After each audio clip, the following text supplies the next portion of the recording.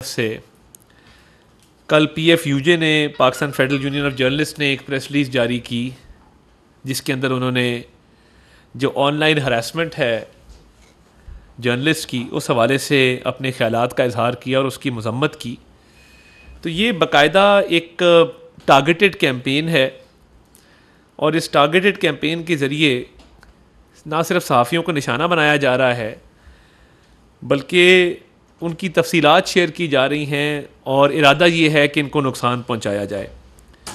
जो सैयद मुज़म्मिल के साथ लाहौर में हुआ उस पर कानूनी कार्रवाई जो है वो अमल में लाई जा चुकी और कानूनी कार्रवाई अमल में लाए जाने के बाद दोनों मुल्ज़िमान जो हैं वो गिरफ़्तार हो चुके। मगर बात यह है कि ये सहाफ़ियों के साथ ये ऑनलाइन हरासमेंट या उनको अटैक करने के हवाले से जो इंसेंटिव दिया जा रहा है तहरीक इंसाफ की तरफ से पीएफयूजे ने उसकी मजम्मत की है। मैं बतौर वज़ीर इत्तलात हमने इसका नोटिस लिया है और सहाफ़ियों के बच्चों की डिटेल्स को शेयर करना, सहाफ़ियों के एड्रेस शेयर करना और उसके बाद कहना कि जी इनको नुकसान पहुँचाओ, तो ख़ुद तो तुम लोग भाग गए इधर डी चौक से पीछे ही से और दौड़ लगा दी। तो मेरा तो सवाल वही है कि दौड़ क्यों लगाई? अब दौड़ क्यों लगाई के चक्कर में आप अब सहाफ़ियों को टारगेट कर रहे हैं, उनके बच्चों के नाम शेयर कर रहे हैं, तस्वीरें शेयर कर रहे हैं, उनके घर के एड्रेस शेयर कर रहे हैं। तो ये तो किसी सूरत भी काबिल कबूल नहीं है। आपको पहले ही कहा था कि ये जो कीबोर्ड पे बैठ के 100 तरह की आप चीज़ें लिखते हैं उसमें आप में ये सकत नहीं है कि ऑन ग्राउंड उसका मुजाहरा कर सकें और ना ये सकत आप में थी। आपके पास अगर लोग होते और केपी के ही लोगों ने अगर आपकी फाइनल कॉल ये होती है कि जी इसके बाद बस अब ख़त्म है, हम हर चीज़ उड़ा के रख देंगे, मगर फिर सवाल यह है कि दौड़ क्यों लगाई अगर फाइनल कॉल थी? इसका जवाब नहीं है कि दौड़ क्यों लगाई। आपस में लड़ाइयाँ, इख्तलाफात, तकसीम, नफ़रत, जो आपने कौम में नफ़रत और तकसीम के बीज बोए थे और जो सियासत में तकसीम और नफ़रत के बीज बोए थे, आज वही फसल आप खुद काट रहे हैं कि आपकी पार्टी इंतशार का शिकार है, तकसीम का शिकार है और पार्टी के अंदर जो मामला चल रहे हैं।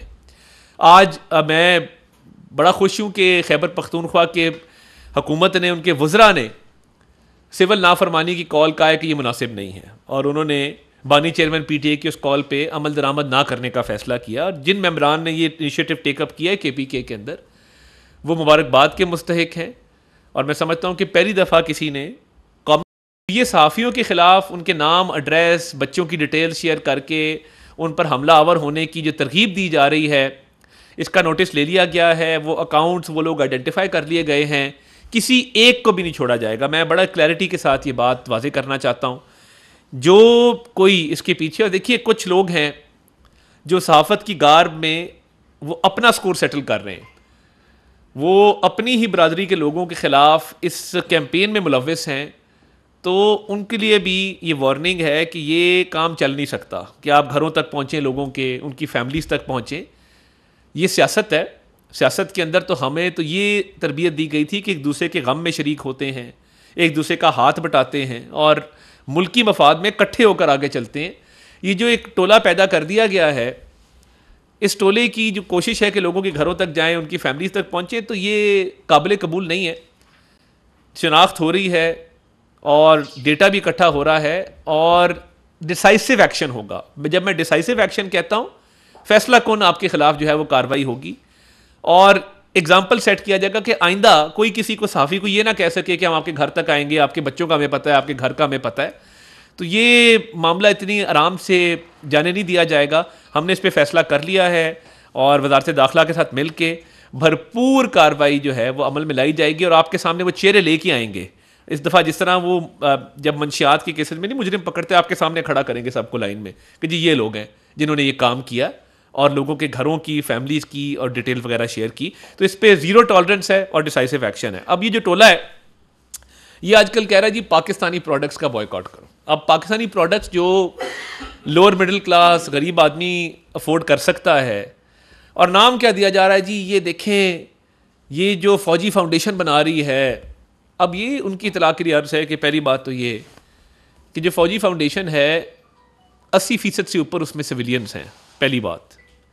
दूसरी बात ये कि आपको ये ख्याल तो नहीं आया कि आप कहते हैं कि जी फलां प्रोडक्ट्स को बॉयकॉट किया जाए क्योंकि आपका ऑब्वियसली वहाँ पे रिश्ता है, आपके फॉर्मर इन लॉज हैं और वो फंड करते हैं जो फ़लस्तीन में मज़ालिम हो रहे हैं, वो इनकी तरफ से कभी आपको आवाज़ नहीं आएगी, या ना ये जैक गोल्डस्मिथ की किसी भी ट्वीट को कि जो वो फ़लस्तीन के ख़िलाफ़ और इसराइल के हक़ में करता है उस पर कभी ये बात नहीं करेंगे। ये बात करें कि पाकिस्तानी प्रोडक्ट्स को बॉयकॉट करो, सस्ती प्रोडक्ट्स हैं और आम आदमी उसको यूज़ करता है और यूज़ करेगा, और उसकी प्राइसेस भी ऊपर जा रही है, स्टॉक्स भी ऊपर जा रहे हैं। ये बेसिकली एक जो बैरूनी एजेंडा है ना पाकिस्तानी फ़ौज के ख़िलाफ़ और पाकिस्तान के ख़िलाफ़, उसका ना सिर्फ प्रचार कर रहे हैं, उसको आगे लेके चलने वाले ये लोग हैं। और कई दफ़ा इनकी पार्टी में बड़े ज़हीन लोग भी हैं जो इससे एग्री नहीं करते, मगर ये पाकिस्तानी प्रोडक्ट्स को बॉयकॉट करो, मगर ये कभी भी उधर नहीं जाएंगे। फ़लस्तीन के हवाले से ये APC में क्यों नहीं आए, बिल्कुल क्लियर है। इनको मना किया गया था गोल्डस्मिथ्स की तरफ से, इन्होंने नहीं जाना उसके अंदर, ये नहीं गए। सारी पार्टियां आई हैं मगर ये नहीं गए फ़लस्तीन वाली APC में, क्योंकि इनकी अना की भी बात नहीं है, ना इनकी सियासत की बात है कि जी हम आपके साथ बैठना नहीं चाहते। ये मसला नहीं है। फ़लस्तीन पे तो मुझे कहेंगे मैं काले चोर के साथ भी बैठने को तैयार हूं, मगर ये क्यों नहीं बैठे? इनका मसला ये है कि इनको मना किया गया था गोल्डस्मिथ्स की तरफ से कि आपने किसी ऐसी कैंपेन में शरीक नहीं होना, बिकॉज हम आपकी फंडिंग कर रहे हैं। और जब आपको गोल्डस्मिथ्स की तरफ से फंडिंग आती है तो उसमें ऑब्वियसली वो कहते हैं कि आपने फिर हमारे हक में बात करनी, हमारे खिलाफ कोई बात नहीं करनी। तो ये APC में नहीं आए हैं। अब फ़लस्तीन की APC में ना जाना और साथ ही कहना कि पाकिस्तानी प्रोडक्ट्स बॉयकॉट करो। अब एक छोटी सी प्रोडक्ट अगर कॉर्नफ्लेक्स ले लें लोकल प्रोड्यूस्ड, उसमें और बाहर की प्रोडक्ट या मल्टीनेशनल की प्रोडक्ट में 1000-1200 रुपये का फ़र्क है। ये क्या चाहते हैं? ये बिल्कुल वाज़ेह है। और जिन मुल्कों में फ़ौज को कमज़ोर किया जाता है, क्यों किया जाता है? मैं ये सवाल है आपसे। जो फ़ौज शहादतें बर्दाश्त कर रही है, रोज़ ऑपरेशन होते हैं, उसमें जवान भी शहीद हो रहे हैं, अफसर भी शहीद हो रहे हैं, लाशें घरों में जाती, कुरान मच जाता है, बच्चे यतीम हो जाते हैं, सारी उम्र का एक जो है वो गम बर्दाश्त करते हैं। क्यों कर रहे हैं? इस मुल्क को कौम की खातिर, इस मुल्क की बका की खातिर। जिन मुल्कों में, मैं नाम किसी मुल्क का नहीं लेना चाहता, जिन मुल्कों में फ़ौज कमज़ोर होती है और जो कोई भी फ़ौज और अवाम के दरमियान दरार पैदा करता है, वो बैरूनी तौर पे मुल्क को कमज़ोर कर देता है कि कोई ना कोई बैरूनी ताकत जो है वो ज़ोर आजमाई मुल्क के साथ कर सके। ये बड़ी सिंपल जो है बात है कि फ़ौज स्ट्रांग है तो आपका मुल्क स्ट्रांग है, फ़ौज स्ट्रांग नहीं है तो आपका मुल्क स्ट्रांग नहीं है। हमें जो बाहर इज़्ज़त मिलती है मुस्लिम ममालिक के अंदर, बाकी दीगर ममालिक के अंदर, वो हमारी मिलिट्री माइट को मानते हैं, वो मानते हैं कि सबसे प्रोफेशनल फ़ौज है, वो मानते हैं कि दुनिया में उसका एक स्टैंडर्ड है। मगर मसला क्या है कि एक ये जमात फ़ौज को कमज़ोर करना चाहती है ताकि बैरूनी कोई ना कोई इससे फ़ायदा उठा सके। इतनी कमज़ोर तो फ़ौज कभी भी नहीं थी ना भाई, जितना आप करना चाहते हैं, जो दरार पैदा करना चाहते हैं। आपका एजेंडा हमें पता है कि आप क्यों गोल्डस्मिथ्स के कहने पे ऑपरेशन गोल्डस्मिथ, बड़ा पूरी दुनिया को पता है इस बात का, मगर आप ये क्यों करना चाह रहे हैं? आप चाहते हैं कि मुल्क के अंदर इंतशार हो। 9 मई को क्या कोशिश थी? 9 मई को कभी आपको भूलने नहीं देंगे हम। 9 मई और 26 नवंबर को कोशिश यही थी, मुल्क के अंदर इतनी अनारकी, इतना इंतशार फैला दो, फ़ौज को कमज़ोर करो, लोगों को फ़ौज के खिलाफ उकसाओ ताकि बैरूनी ताकतें इसका फ़ायदा उठा सकें। ये बिल्कुल क्लियर इनकी पॉलिसी है। तो कल भी वज़ीर आज़म ने लॉ एंड ऑर्डर की मीटिंग ली, इंतशार फैलाने वाले किसी एक शख्स को भी नहीं छोड़ा जाएगा, ये बिल्कुल क्लियर है। आइंदा ये जरूरत नहीं करेंगे क्योंकि दौड़ ये लगा चुके, भाग चुके हैं। और ये जो फरार था कि बुशरा डाल रही है अली अमीन पे, अली अमीन डाल रहा है बुशरा के ऊपर, तो ये अंदरूनी तौर पे खुद कमज़ोर हैं। और कमज़ोर किसको कर रहे हैं जी? फ़ौज को। भाई आप में इतनी हिम्मत है, आप में इतनी सकत है कि आप फ़ौज से टक्कर ले सकें। वो एक साहब थे, वो कहते थे हम टक्कर के लोग हैं। वो टक्कर के लोग थक्कड़ से लोग भी नहीं निकले, तो टक्कर के लोग हैं जी, एक बयानिया बना दीजिए टक्कर के लोग हैं। तो ये बेसिकली जो सारी तरीके इंसाफ की, इंतशार की गेम है, वो पाकिस्तान को अंदरूनी बैरूनी तौर पे कमज़ोर करके और पाकिस्तान में एनार्की फैलाने की गेम है, जिसमें वो कभी कामयाब नहीं होंगे। उसमें जो डिजिटल दहशतगर्दी है, जिसमें आप जर्नलिस्ट को टारगेट कर रहे हैं, उसका भी तदारक करेंगे। और जो लोग इंतशार फैलाने में आगे आ गए थे, उनका भी इंशाल्लाह बंदोबस्त करेंगे। बहुत शुक्रिया। तारिक साहब, आपने साफियों के हवाले से बात की तो जी अभी पीटीआई की तरफ से अगर कोई डेटा शेयर हो रहा है या साफियों के साथ कुछ हो रहा है तो अभी रिसेंटली मतीउल्लाह जान के ऊपर एक ऐसे फेक किस्म का एफआईआर दर्ज बहुत हो अच्छी गया बात।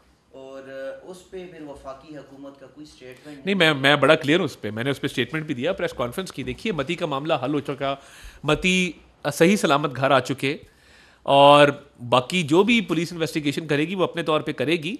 मगर मैं ये समझता हूँ कि उस मामले का हल हो जाना खुश असलूबी से और उनका घर आ जाना फिल फॉर वो इस बात की दलील है कि वो मामला खुश असलूबी के साथ जो है वो अब हल हो गया। और मैं आगे जो भी इन्वेस्टिगेशन होगी मेरिट पे होनी चाहिए, कानून और इंसाफ के मुताबिक होनी चाहिए, किसी के साथ कोई ज्यादती नहीं होनी चाहिए। तो उस पर बिल्कुल हमारा क्लियर स्टांस है, उस पर कई दफ़ा बात कर चुके हैं।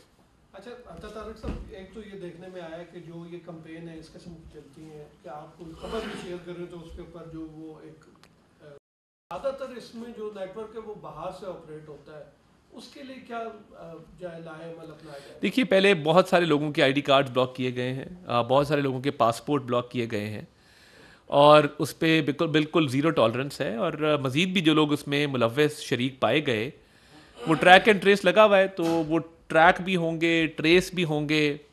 और देखिए दुनिया के किसी मुल्क में इस बात की इजाज़त नहीं होती कि आप बाहर बैठ के मुल्क के ख़िलाफ़ साजिश करें, मुल्क की फ़ौज के ख़िलाफ़ साजिश करें, मुल्क को नुकसान पहुंचाने की कोशिश करें। वो अलाउड ही नहीं है ना। आप मेरे पे तनकीद करें, 100 बिस्मिल्लाह। आप पॉलिटिकल पार्टीज पे तनकीद करें, यार दुनिया के किसी मुल्क में ये अलाउड होता है कि आप दिफाई इदारे को जो है वो तज़हीक और तौहीन का निशाना बनाना शुरू कर दें सिर्फ सियासी मकासद के लिए? मगर जो ऑपरेशन गोल्डस्मिथ की मैं बात करता हूँ, वो तो अब हर बच्चे को पता है कि वो क्यों लॉन्च किया गया था, किसने लॉन्च किया था। आपको भूल गया है कि हकीम सईद ने क्या बात की थी, डॉक्टर इसरार ने क्या बात की थी? तब तो ये बरसर इक़्तिदार भी नहीं आए थे, बहुत दहाइयों पहले वो बात कर गए। आज उसकी दलीलें सामने आ रही हैं कि फ़ौज और अवाम के दरमियान दरार पैदा करो, फ़ौज को बदनाम करो, अंदरूनी बैरूनी तौर पे कमज़ोर करो, और जो है वो जो ऑपरेशन है उसका जो इनकी पूरी कोशिश है कि वो पाकिस्तान में मुसल्लत हो। तो ये बात है। मौलाना फजल रहमान और मौलाना ताहिर अशरफी साहब जो है कुछ आमने सामने लग रहे। वफाकी हुकूमत ने बड़ा अच्छा इकदाम किया था कल की प्रेस कॉन्फ्रेंस और उलमा को इकट्ठा करना, लेकिन क्या मौलाना फजल रहमान को मनाने में के लिए वफाकी हुकूमत किस हद तक जो है वो संजीदगी की कोशिश कर रहे हैं? जी, ज़ीशान शाह साहब का दूसरा सवाल है, मैं उस पर, मेरे भाई हैं तो ज़रूर मैं इस पर डिटेल में जवाब दूंगा।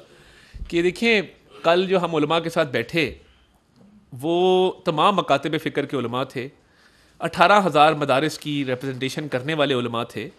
और मैंने वहाँ यही बात की कि ये उलमा चाहते हैं कि जो मदारिस का इंतज़ाम है वो वजारत तालीम के मातहत रहे।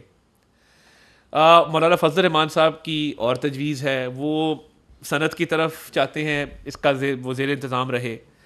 अब 2018 से इस्लाहात का एक सिलसिला शुरू है जिसमें बड़े अच्छे तरीके से 18,000 मदारिस को रजिस्टर किया गया है। तो मौलाना साहब हमारे लिए काबिल एहतराम है। कल जो वहाँ से तजावीज़ आई और जो मौलाना की तजावीज़ हैं, हल इसका ये होना चाहिए सबको काबिल कबूल हो। और अब देखिए ये जो डिवीज़न है, हम चाहते हैं कि इसमें मिल बैठ के खुश असलूबी से इसका वे फॉरवर्ड निकल आए। तो कोशिश होगी कि ऐसा हल निकाला जाए जिस पे सब मानते हों, तमाम मकातब फ़िक्र, तमाम जो मदारिस के जो मुहतमिम हैं वो, और एक ऐसा हल जो कौमी मफाद में भी हो और मदरसे का जो तालिब इल्म है उसको नुकसान ना हो। वो ऐसी छत्र छाया में हो कि वो एजुकेशन डिपार्टमेंट से भी फ़ायदा उठा सके, वो साइंटिस्ट बन सके, इंजीनियर बन सके, डॉक्टर बन सके, और वो ज़िंदगी में आगे बढ़ सके। तो किसी भी मदरसे के तालिब इल्म को नुकसान नहीं होना चाहिए इस बात का कि वो मदरसे से फारिगुल तहसील है। बहुत शुक्रिया जी, थैंक यू। ये बताइएगा कि क्या गवर्नमेंट को पहले नहीं पता था कि इस तरह का मुआहदा उलमा और हुकूमत के दरमियान मौजूद है, जो बिल पास किया गया और सदर की तरफ से एतराज़ात आने पर इस तरह? देखिए बात यह है कि उस वक्त उलमा की तरफ से एहतजाज नहीं किया गया था, और वो कानूनी पेचीदगियाँ जब सामने आई तो फिर उलमा ने इस पर बात की। जैसी उलमा ने बात की, हम सबकी सुनते हैं, हुकूमत का काम होता है सबकी सुनना और उसको आगे लेके चलना। तो कोशिश करें खुश असलूबी से। सनाउल्लाह खान साहब। एक तो वो कमेटी बनाई है पीटीआई ने मुज़ाकरात के लिए, जी तो हुकूमत का क्या अमल है, मुज़ाकरात वो करेंगे और कोई कमेटी शमेटी बनाएंगे? दूसरा मेरा मीडिया के हवाले से सवाल है, जी आप क्योंकि इंफॉर्मेशन मिनिस्टर हैं जी सर, पिछले 2-2.5 साल में बड़ा हाइपर इन्फ्लेशन था, कि मेरे दोस्त सारे बैठे हैं, कोई मीडिया में सर्विस स्ट्रक्चर नहीं है, जिसको जब रखते हैं जब निकाल देते हैं, कोई इंक्रीज नहीं है।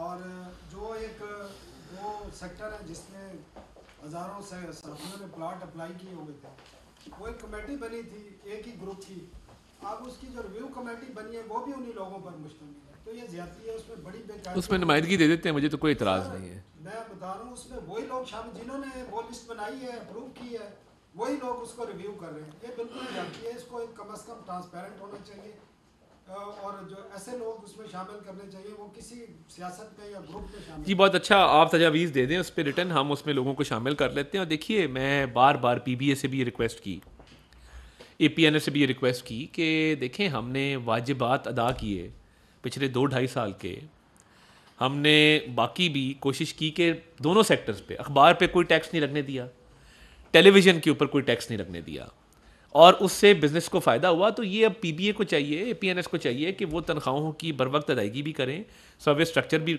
बनाएं। कई, मैं चैनल का नाम नहीं लेता, इंक्रीमेंट भी मिले हैं, 1-2 चैनल्स ने अपनी पॉलिसी बनाई है जहाँ इंक्रीमेंट्स दिए हैं, उन्होंने सर्विस स्ट्रक्चर बेहतर किया है, बाकी उन्होंने फैसिलिटीज़ दी हैं। तो हम चाहते हैं कि बाकी भी इसको फॉलो करें। तो इस पे जब भी मेरे एजेंडे पे, मैं जब भी PBA को मिलता हूँ, APNS को मिलता हूँ, तो उसमें सबसे जो सरे फहरिस्त मेरी चीज़ होती है वो मुलाजमीन की तनख्वाहों के हवाले से मामला होता है। तो इंशाल्लाह ताला उसको देखेंगे। और मज़ाकरात के हवाले से अभी तक पता नहीं है कि ये मजाक रात हैं या मजाक रात हैं, अभी देखते हैं इसका क्या बनता है।